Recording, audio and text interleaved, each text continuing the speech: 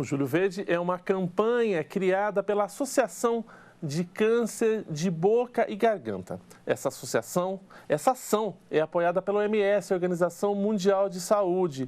A escolha do mês de julho coincide com o Dia Mundial de Prevenção do Câncer de Cabeça e Pescoço, celebrado em 27 de julho. Quem fala sobre esse assunto comigo agora é o oncologista, o Daniel Vilarim Araújo. Doutor Daniel, muito obrigado pela sua participação. Boa tarde para o senhor, seja muito bem-vindo. A gente conversa pelo Zoom. Boa tarde, Matheus. É um prazer estar conversando com vocês e eu agradeço o convite. Doutor, eu começo perguntando para o pessoal de casa se situar. Quando a gente fala do câncer de cabeça e de pescoço, são vários tumores que são englobados nesse conceito. Gostaria que o senhor explicasse um pouco do que trata esse conceito específico do câncer da cabeça e do pescoço. Legal, boa pergunta. Então, como você mesmo falou, são vários cânceres. E quando a gente está falando desse grupo, a gente está falando dos tumores que nascem na boca, na língua, na gengiva, no assoalho da boca, né, embaixo, no céu da boca. Também os tumores mais posteriores, que naquela região que a gente chama de orofaringe, né, que é a região atrás da boca, assim como os tumores nasais, que surgem na cavidade nasal e também na parte posterior, que é o que a gente chama de nasofaringe, e os tumores que nascem onde a gente produz a voz, nas cordas vocais, que é uma região chamada laringe, e a região que abraça essa região, que é chamada de hipofaringe. Então, os tumores dessa região inteira, eles compreendem, né, esses tumores que em grupo a gente chama de tumores de cabeça e pescoço. Eles são tumores de bastante incidência, Daniel? São tumores frequentes ou são casos mais raros que acometem os pacientes? Não, são tumores muito frequentes. A gente tem em torno mais ou menos de 25 mil casos de cânceres de cabeça e pescoço no Brasil por ano. Perfeito. Em termos de comparativos com outros cânceres, fica mais ou menos em quinto lugar em termos de incidência. É mais incidente em homens do que em mulheres. Perfeito. Só para me corrija se eu estou falando besteira, uma notícia recente, que inclusive foi divulgado agora, essa semana, a causa da morte da cantora Gal Costa, apesar dela ter tido um infarto, ela estava em tratamento de uma neoplasia maligna no nariz. É isso? O senhor tinha acompanhado isso ou não, doutor? Eu não tenho detalhes, Matheus, infelizmente. Ela tinha feito uma cirurgia interna no nariz. Esse aí é um caso que pode ser que é o chamado câncer de cabeça e de pescoço, não é? Eu não sei detalhes sobre esse caso Sim, especificamente, né? Mas são tumores que compreendem essas regiões que a gente comentou. Em termos aqui, se a gente trouxer para a nossa região, doutor, a gente também está nessa estatística também, cerca acomete, seria o quinto câncer mais que acomete os riopretenses aqui da nossa região, ou a nossa região tem menos incidência ou mais incidência em termos de estatística? Então, é basicamente isso que a gente observa no hospital de base. A nossa região tem um hábito muito forte de tabagismo, de Entendi. fumo de corda, esse cigarro de paieiro, né, que o pessoal chama. Então, infelizmente, essa é uma prática muito difundida, né, e até de maneira errônea as pessoas atribuem esse tipo de fumo a ser mais saudável do que o cigarro industrializado, que não é verdade, né? Entendi. A gente está entrando agora nessa parte de prevenção. Quais são os bons hábitos que eu tenho que cultivar para evitar esse tipo de doença? Existe algum tipo de alimentação ou algum tipo de exercício? O que eu devo fazer para evitar de ser acometido por um câncer desse? Então, os principais fatores de risco para cânceres de cabeça e pescoço são tabaco, cigarro e álcool. Esses são os dois principais. E a recomendação é não fumar, né, e não beber, né, e minimizar ingestão de bebida, né? O cigarro é a maior causa de óbito prevenível, né? Então, esse é um fator de risco muito importante e as campanhas de incentivo à parada do tabagismo são cruciais, né? Outro fator de risco muito importante para tumores de cabeça e pescoço, que até não é tão conhecido, é que os tumores de orofaringe, que é a região que fica posterior à boca, Perfeito. eles são causados, em sua maioria, por infecção pelo vírus HPV, aquele mesmo vírus que causa o câncer de colo uterino, canal anal, tumor de pênis, etc. Ele também causa os tumores de orofaringe. E a gente tem disponível na nossa rede pública vacinação anti-HPV, que provavelmente também ajuda a prevenir esses cânceres de orofaringe. Nos países nos países ricos, né, desenvolvidos, por exemplo, Estados Unidos, você tem mais casos de câncer de cabeça e pescoço associados ao HPV do que casos associados a tabagismo e etilismo. Essa não é a nossa realidade no Brasil.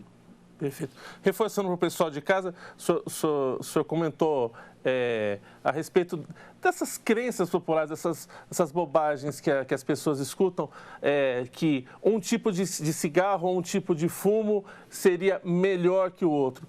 Todo fumo é prejudicial à nossa saúde, não é mesmo?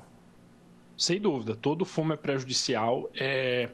O cigarro industrializado, né, ele contém um filtro, que de certa forma ele filtra, né, um pouco Sim. das impurezas do tabaco. E muitas vezes esse fumo de corda, né, de paeiro, etc., ele não tem filtro, né? Então, aquela fumaça mais carregada, ela termina indo no pulmão. A gente acha que isso aí possivelmente é até mais maléfico do que o cigarro industrializado, apesar de que, infelizmente, essa é uma área que não é muito estudada. Você não tem grandes estudos em relação a comparando o cigarro industrializado com esses cigarros aí mais naturais, mas pela ausência do filtro, a gente infere que possivelmente é até pior.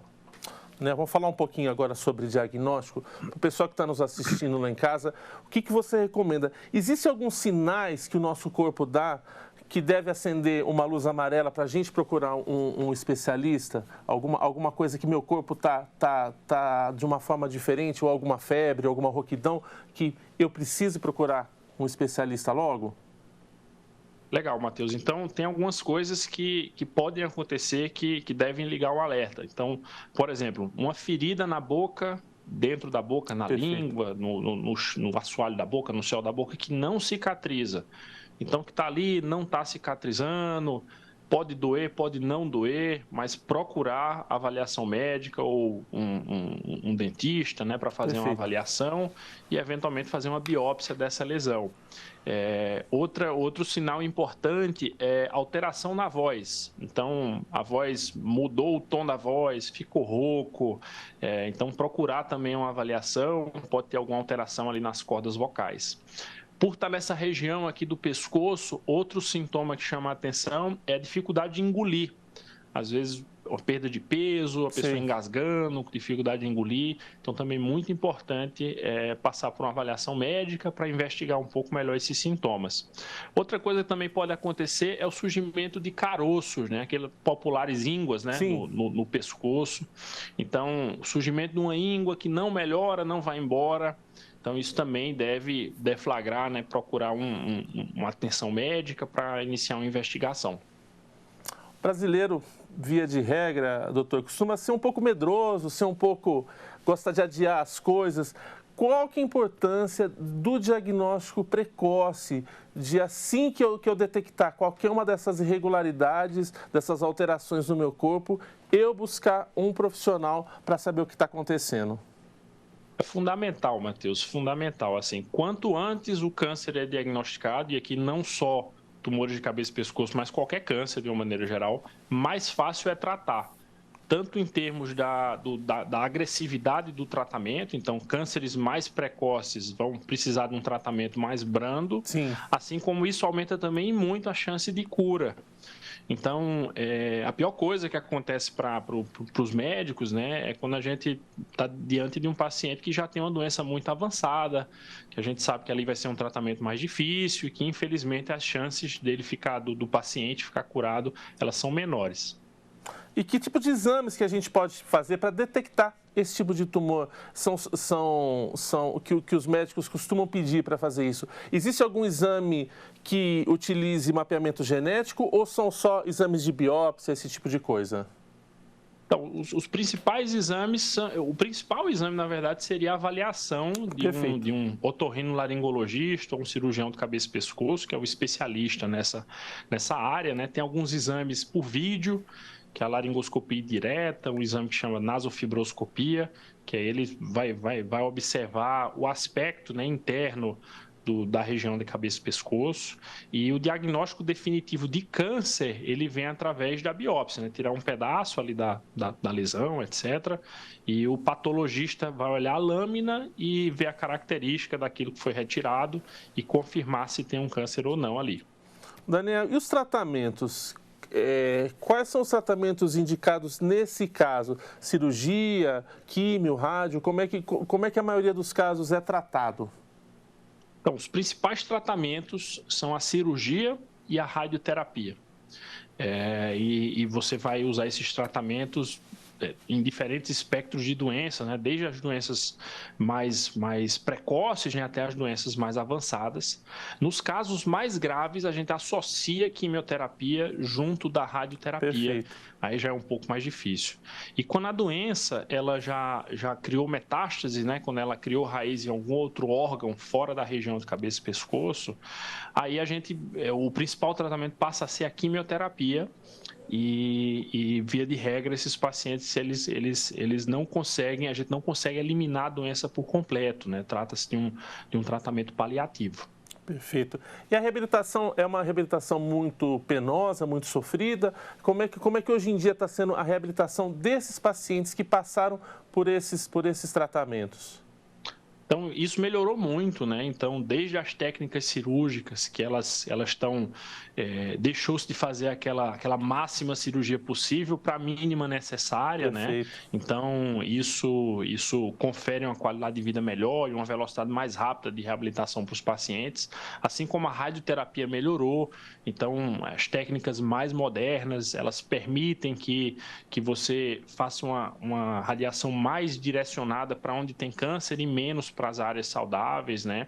E o trabalho da equipe multidisciplinar é fundamental, né? Com fonoaudiologista, nutrição, fisioterapia, e são todos fundamentais, né, na reabilitação desse paciente. Vai depender muito, né, da localização do tumor, do tipo de tratamento que foi empregado, mas de uma maneira geral, se a gente pegar de 10, 15 anos para trás para hoje, o tratamento melhorou bastante, né, e tem evoluído cada vez mais.